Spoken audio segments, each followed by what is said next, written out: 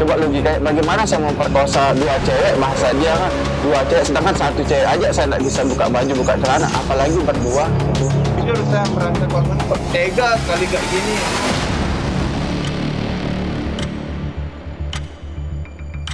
Pemirsa, seorang penyandang disabilitas di Nusa Tenggara Barat dilaporkan ke polisi atas dugaan pemerkosaan. Hasil penyelidikan dan penyidikan lebih lanjut, polisi lantas menetapkan Agus sebagai tersangka.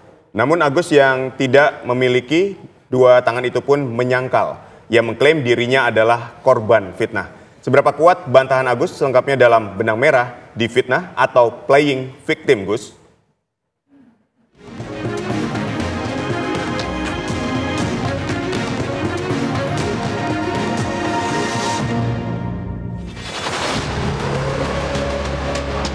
Coba logika, bagaimana saya memperkosa dua cewek, bahasa dia kan dua cewek, sedangkan satu cewek aja saya nggak bisa buka baju, buka celana, apalagi berdua. Jujur saya merasa korban tega kali kayak gini.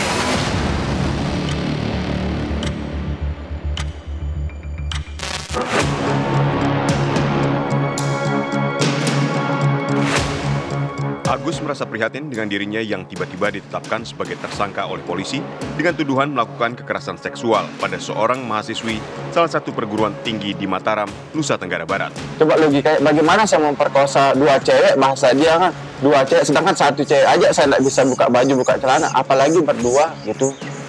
Dengan keadaan segini, sedangkan saya masih dirawat sama mama saya, dimandiin, dibukain baju, dipasangin celana, di semuanya seperti bapak lihat sendiri. Pertama datang bapak datang ke rumah saya masih dimandiin gitu. Menurut Agus, jangankan untuk melakukan tindakan asusila, ia sendiri tidak mampu melakukan aktivitas sehari-hari secara mandiri. Mulai dari makan, mengenakan baju, bahkan untuk mandi dan cuci kakus, Agus mengaku harus dibantu oleh ibunya. Agus memang memiliki keterbatasan fisik dan tidak memiliki kedua lengan alias buntung sejak lahir.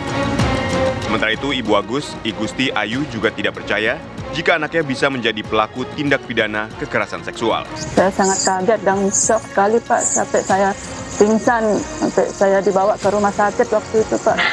Sampai saya di oksigen, di macam-macam, karena saya tidak kuat ngelihat anak saya sudah kondisinya kayak begini. Terus dijadiin tersangka, kan itu tidak masuk di akal, Pak. Bagaimana dia buka baju celana sendiri, sementara dari bayi sampai sebesar ini saya yang merawat, Pak, yang mandiin, yang semua-muanya sudah saya gitu. Kasus ini bermula dari laporan seorang mahasiswi ke Polda NTB. Ia mengaku telah diperkosa oleh Agus. Bagaimana cara saya perkosa orang, itu ada kekerasan seksual, kan dia bisa mendorong, melawan, ataupun ditinggal aja saya.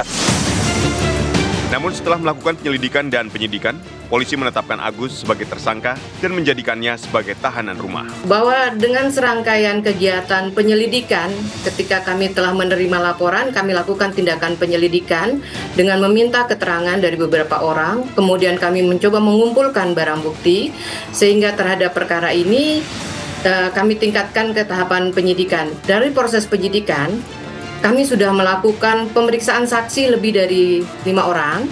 Kemudian kami telah melakukan penyitaan terhadap barang bukti. Kami juga telah melakukan permintaan keterangan terhadap ahli, baik dari Rumah Sakit Bayangkara maupun dari psikolog di NTB ini. Dari fakta-fakta tersebut, termasuk kami meminta keterangan dari pihak terlapor dalam kapasitasnya sebagai saksi, sehingga hal itu memperkuat kami dan mendapatkan 2 alat bukti dalam proses penyidikan, sehingga meningkatkan status yang bersangkutan dari saksi menjadi tersangka terhadap peristiwa pelecehan seksual fisik, ya sebagaimana yang dilaporkan oleh korban. Sementara itu, Agus terus menyangkal dan merasa menjadi korban fitnah. Di ada masyarakat atau semuanya pas pemerkosaan atau kekerasan seksual, itu kan kekerasan itu terus terang kekerasan fisik ataupun ancaman seperti apa yang saya gunakan. Kekerasan apakah saya bawa pisau, apakah saya bawa senjata, apakah apa gitu. Saya hanya minta tolong diantar ke kampus, sudah cukup itu aja. Kenapa sampai kayak gini gitu? Benar Bu, saya tahu saya salah orang tua salah, tapi jangan pernah menginjak-injak sama orang keluarga saya itu. Lebih baik saya mati daripada saya melihat keluarga saya diginiin, Bu. Capek saya kayak gini. Terus terang saya di kamar hanya diam, berdoa terus, berdoa diberikan kekuatan. Meski disangkal dengan keras oleh Agus dan dipertanyakan sebagian kalangan di media sosial, polisi sangat yakin dengan penetapan Agus sebagai tersangka. Kami mendapatkan barang bukti itu langsung di TKP.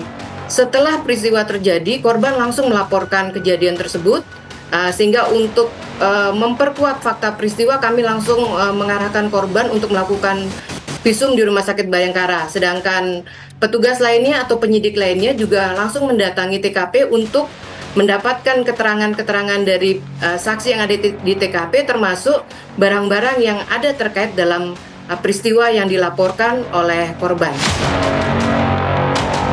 Sementara itu, Agus terus mengklaim dirinya tidak bersalah atas kekerasan seksual yang disangkakan pihak kepolisian kepadanya. Jujur saya merasa korban kok tega sekali kayak gini. Andai bisa ketemu gitu, kalau bisa dipertemukan saya sama korban, sama yang mencemarkan nama baik saya yang dua itu udah gitu, sekali-sekali kita ketemu udah ayo, sudah sangat capek saya sabar ini diginiin terus gitu.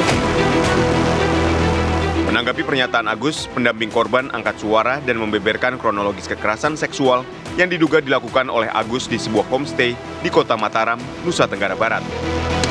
Selain itu, polisi juga mengungkapkan fakta dari hasil penyidikan bahwa meski tidak punya dua tangan, Agus mampu menggunakan jari kaki, mulut, dan giginya untuk melancarkan perbuatan keji tersebut. Ini mengatakan kepada korban untuk mandi bersih gitu. Mandi bersih dalam arti untuk membersihkan diri si korban dari masalah-masalah dan dosa-dosa di masa lalu. Kemudian di situ korban mengatakan bahwa tidak, saya sedang berpuasa dan saya tidak mau mandi bersih dengan kamu, saya bisa bertaubat sendiri. Tapi kemudian akhirnya disitulah terjadi ancaman-ancaman oleh pelaku terhadap korban ini sendiri. Coba logika, bagaimana saya memperkosa dua cewek, bahasa dia kan dua cewek, sedangkan satu cewek aja saya nggak bisa buka baju, buka celana, apalagi berdua. Jujur saya merasa korban kok tega sekali kayak gini.